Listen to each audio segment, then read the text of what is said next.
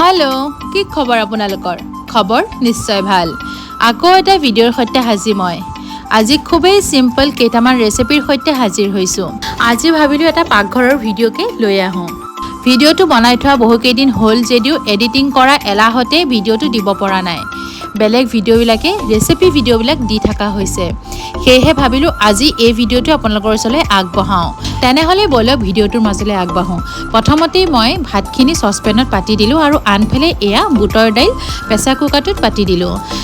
বুটৰ দাইলখিনি সিটি আহালে মই এফালে আলুখিনি কাটি লম এনেদৰে দীঘল দীঘলকৈ যেন আলু কাটি পেলাই ভাজিলে মোৰ দুইজনী ছোৱালীয়ে খাই ভাল পায় সেয়েহে ভাবিলো আলু ভাজিখনো বনাও আৰু ইতিমধ্যে দালিখিনিও সিজি গ'ল আৰু এয়া চাকচোন ভাতখিনিও একদম ভকভককৈ উতলি আছে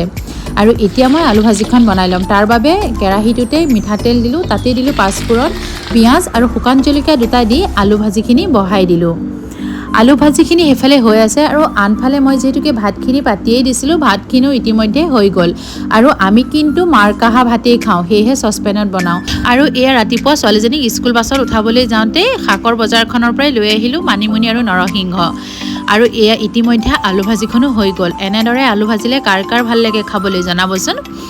আৰু যিখিনি নৰসিংহ আৰু মানিমুনি লৈ আহিছিলোঁ সেইখিনি ধুনীয়াকৈ ধুই পখালি মানে গুচাই কৰি ধুই পখালি তাতে নহৰু আদা জলকীয়া দি পেলাই পিচি ল'লোঁ আৰু সুন্দৰ এখন চাটনি ৰেডি হৈ গ'ল লগতে কিন্তু নিমখো দিলোঁ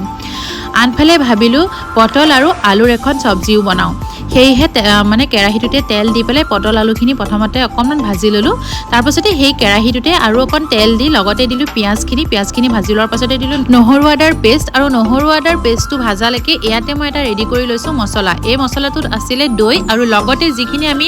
সদায় মছলা ব্যৱহাৰ কৰোঁ সেই মছলাখিনি দি পেলাই এটা পেষ্ট বনাই ল'লোঁ আৰু ইতিমধ্যে নহৰু আদা কেঁচা গোন্ধ যোৱালৈকে ধুনীয়াকৈ ভাজি ল'লোঁ তাৰপাছতে দিলোঁ দৈ সৈতে যিটো মছলাৰ এটা পেষ্ট বনাই লৈছিলোঁ সেইটো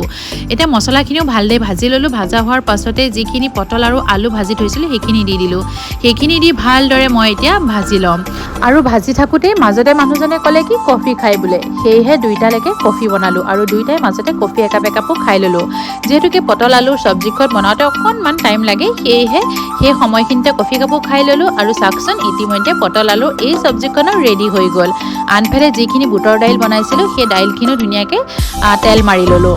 আৰু ধুনীয়াকৈ বুটৰ দাইলখিনি তেল মাৰিলোঁ ওপৰতে ধনিয়া পাত দিলোঁ দিয়াৰ পাছতে আমাৰ ইতিমধ্যে বুটৰ দাইলখনো ৰেডি হৈ গ'ল আৰু ইয়াৰ মাজতে আহি পালেহি ইছ্যু তাই আহি পেলাই তলৰ পৰা মোক টানি আছে তাৰমানে তাইক কোচত ল'ব লাগে তাইৰ লগত অকণ সময় খেলিব লাগে হয়ো তাই অকলে কিমাননো খেলি থাকিব সেয়েহে তাইৰ লগতো অকণমান খেলিলোঁ তাইক মনটো ভাল লগালোঁ আৰু তাই যেন কেমেৰা দেখিলে তাই ফুটি কিমান নাইকিয়া হয় জানেনে নিজকে দেখা পাই যেন খুব ভাল পায়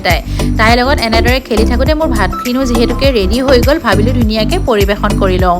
আৰু এয়া মই ভাত সাজ ধুনীয়াকৈ পৰিৱেশন কৰিলোঁ আৰু লগতে কিন্তু অকণমান ভাত কেৰেলাও এনেদৰে ফ্ৰাই কৰি ল'লোঁ আৰু ঘৰত বনোৱা ভোট জলকীয়া আচাৰো ভাতৰ ওপৰত অকণমান লৈ ল'লোঁ আৰু তৃপ্তিৰে এসাঁজ খালোঁ জানেনে এনেদৰে কোনে কোনে ভাল পায় জনাবলৈ নাপাহৰিব তেনে আজিলৈ আহোঁ আজি ভিডিঅ'টো কেনেকুৱা লাগিলে জনাব থেংক ইউ বাই বাই